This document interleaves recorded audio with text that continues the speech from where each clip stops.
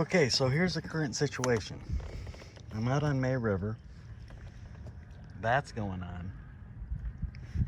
Over there, you can see it in that little break in the trees.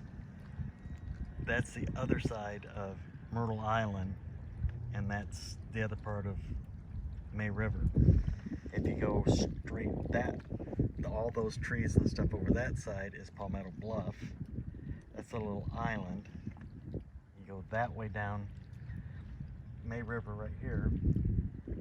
Keep going and you wind up in Cooper River or Savage Creek that cuts across to Bull Creek, and then also back either down to Calabogue Cove or K, and the other end back up to May River. You have to look on a map.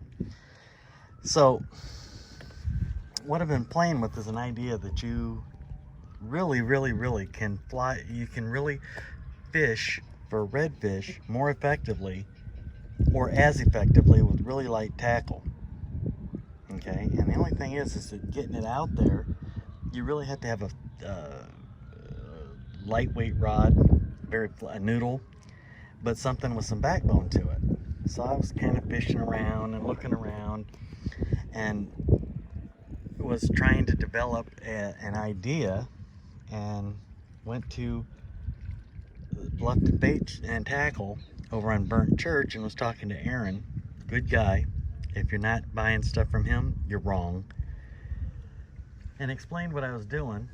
And he had an 8-foot Fenwick inshore. It's a new rod, but it was just too heavy. On a kayak, you really don't need, because you're doing a linear pull. You're pulling sideways across the water. You can take a Q-tip on my kayak and push it, and it'll go from where I'm setting all the way down to that white buoy down there with one little push off a Q-tip. Okay, so there's not much resistance unless you start pedaling and put the whoa on something. So that means that you don't need 20-pound test line. You don't need 40-pound test line to be catching redfish. Now, maybe for big bull reds, 30, 40 inches, maybe I would give you that. But for some of the smaller ones and the trout around here in these creeks right now, you really don't need that heavy of a line. So what I was toying with is now I've got fly rods. I've got saltwater fly rods. I got a 8 weight or a 10 weight and a 12 weight. And I have absolutely no idea what I'm doing, much like all other aspects of fishing. I think I'm getting to the point where I'd say that I'm a passable kayaker, a safe kayaker. I wouldn't say fearless, because I'm not doing stupid stuff. Just ain't gonna happen. So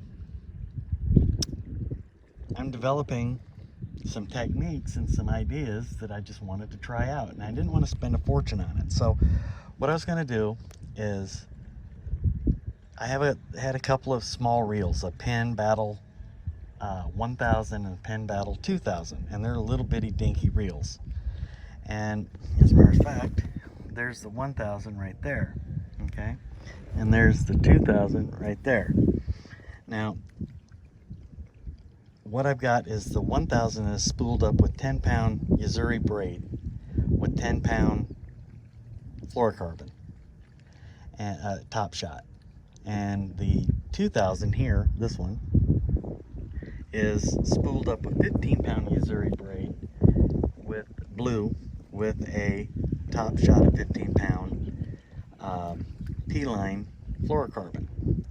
And on the end of that, I've got tied a fly fisherman's little clip that you can use to quickly change flies, so you're not constantly cutting your fly line, shortening in your leader, and blah blah blah blah blah, and constantly tie, untie, tie, untie, tie, untie. Now, I know there's a lot of people that are purists and say that that's not the way you do it. You're supposed to tie and untie your flies. Well, whatever. So what I wanted to do is make kind of a crossbreed lure, and I came up with this. Okay.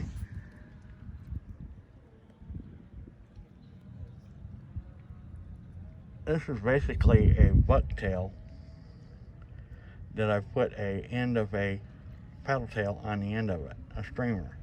Okay. Now it's all ugly and beat up looking because I was casting it in the parking lot, knocked all the paint off the weight, and proved that it could be done. So what I was going to do was buy a fly rod and put a spinning reel on it instead of a fly reel, so you could reel it in quicker, and you could launch it out there one toss, one serve, and get your bait out there and just let it soak, which is what I'm kind of doing right there. You can see the bobber out there straight out that way. My hand's all cut up from the machine at work, and putting it in salt water, it's not healing very well. So anyways, and what you'd have to have is a fly rod with the fighting butt on the end of it, so that your reel isn't sitting in the dirt, or that you can put it in a holder and get control of it when you're not using it. Now, I was going to go with like a 8-weight reel, and that's about the lightest weight reel that you can get, so get a biting butt, unless you get it custom made. I started fishing around, looking around, everything. The quality one that I would be okay with, the cheapest one I could find is $150. I'm like, shine that, not for an experiment. So I was over there at Aaron's bait shop, and he showed me these two crappie rods, and they came with a reel, a little bitty, like a 500 or 1,000 reel. He said, how about this? And that's what this thing is. This big noodle 10-foot long freaking fishing pole that I have got this thing setting on. And I was playing around, and I was, from where I'm at, I was hucking that sucker out there to that buoy pretty consistently, and very lightweight, like a 32nd ounce and a 16th ounce jig out that way.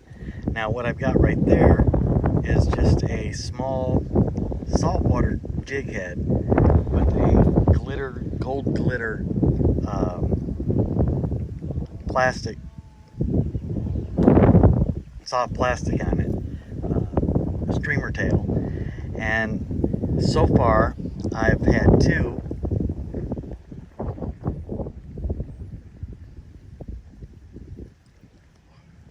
pinfish or little grunts hit it, and the first one I pulled in and I put on a circle hook and under a popping cork and tossed it out there, and I was immediately bit off by something large that took off with it. So okay, so, and that was on a heavier line, 7.5 foot pole, 20-pound braid, I think, something like that. It was just one head sitting there.